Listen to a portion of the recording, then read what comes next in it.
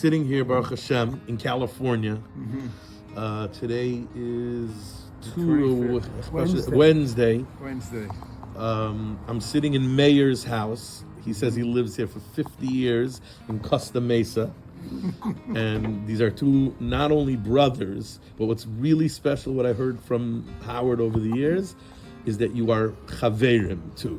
That you're like best chaverim. Can you tell from your brother? I heard quite a bit about it, but brothers are always close. It's brothers are close. There are exceptions, but in this case, it's very special. But to hear how close you are as friends is extremely inspiring. So was that always the case from both of you? Were you always this close? Tell me a little bit about that. Well, number one, we shared a bedroom for many years. 18, 19 years. Yeah. We're in your parents' house? Yeah. We shared a Where bedroom in was the Bronx, New York. In an apartment, in a house? First in an apartment. And then in a house. And then a house, yes. You had other siblings? No.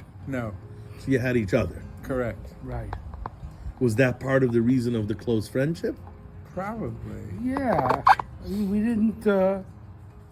didn't go out to play very much, like in the streets, because there was a lot of anti-Semitism, and we got beaten up several times. Yeah. Did you fight back? Yeah, of course. It was hard when you're one or two of us and six of them, and we had gangs. Backpacks, once you're down with a backpack and there are 4 or 5 kids on you, I guess it's hard to fight back. Yeah. But at that time, we lived in a 5th floor apartment, and somebody must have called our mother, who came down swinging a broom. Yeah, that's true. Your mother was a protector? She had she that. was a tigress. Yes. She was.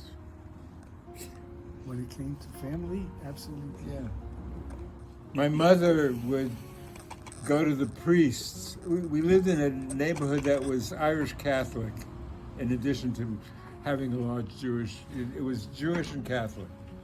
Right now, thank you. And my mother the police were all Irish Catholic policemen, and they wouldn't help us, the Jewish boys.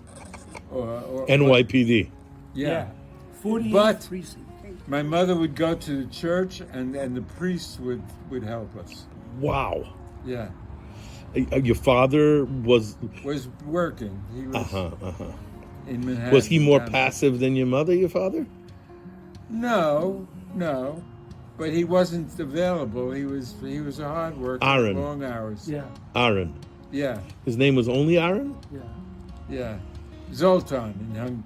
His Hungarian name was Zoltan. So you're Meir Zev.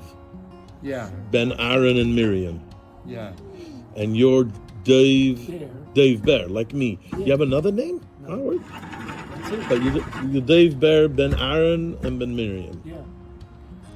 I remember my father had me take him to school when he started school. And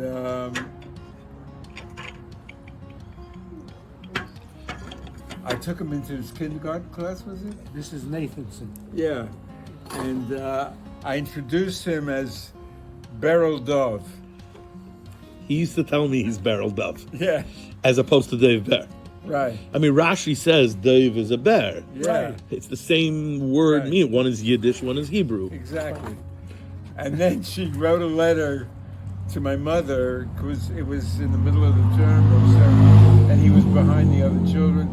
Dear Mrs. Berl Dov. So she thought your family name was Dov. I couldn't read. I could read Hebrew, but English was the wrong way. Right. I was in the Peace Corps as a physician in Uruguay and in Chile, and I had a life-changing experience in Uruguay.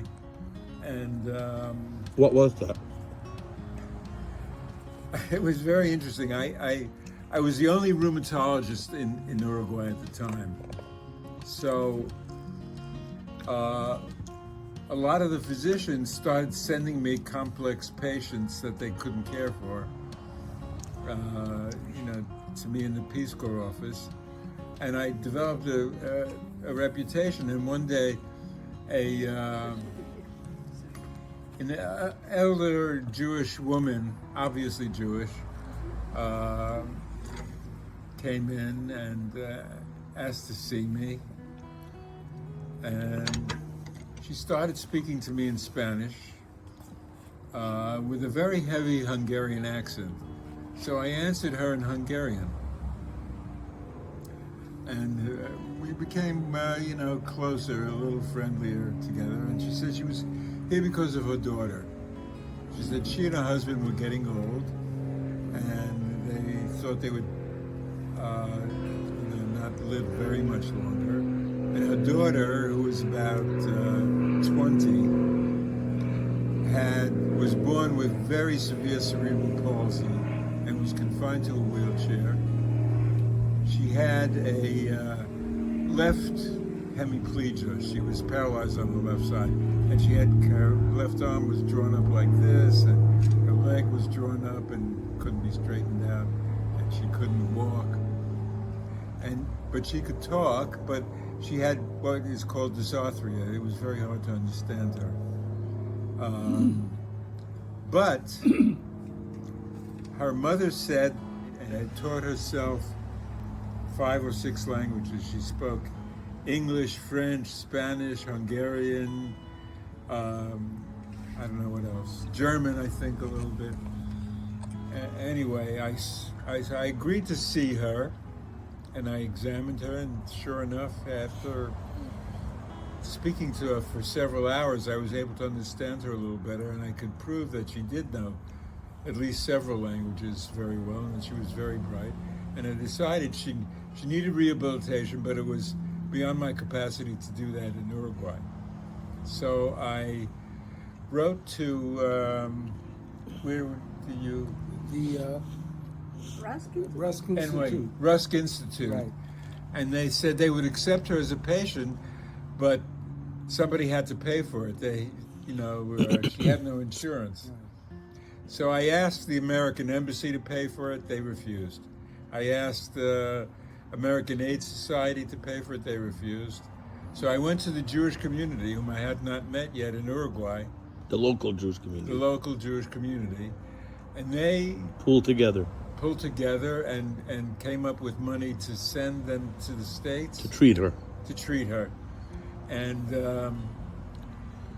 before they left, her mother invited Lily and I to a lunch at their little apartment in downtown Montevideo. Her husband, What years were you in Uruguay? 66 to 68. Oh, wow. Her husband had a little food stall in the Central Market. That was how they made their living. So we go there, and of course they were from Hungary too.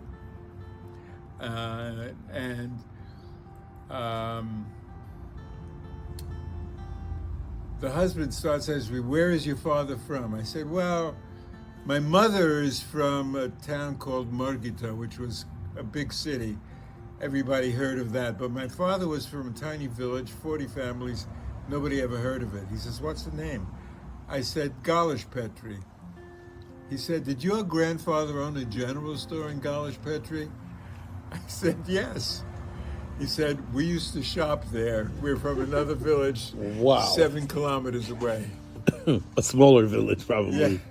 And then he said, "What's your mother's maiden name?" I said, "Farkash." The woman screams out, "Munyi Farkash, I lived across the street from her." Wow. Yes. Wow. So I sent them to New York. Not only did I send them to New York, But this revelation happened after you made all the steps to help them. correct. It wasn't like you knew who they are. No. This came This afterwards. came the day before they were to leave. So I called my mother and I told her the story, and she said, "Let them come here to my house." And the mother stayed in our house in New York, in the Bronx. in the Bronx, while the daughter went to getting Rusk treated. Institute to be rehabilitated. And how was that treatment? Was it successful? Very successful. She became a simultaneous translator at the UN. after the treatments were over. My mother made a shidduch for her, and she got married. And You that met them? You changed knew my them? life. No, I was Really. in California working on a PhD In Palo Alto. in Palo Alto.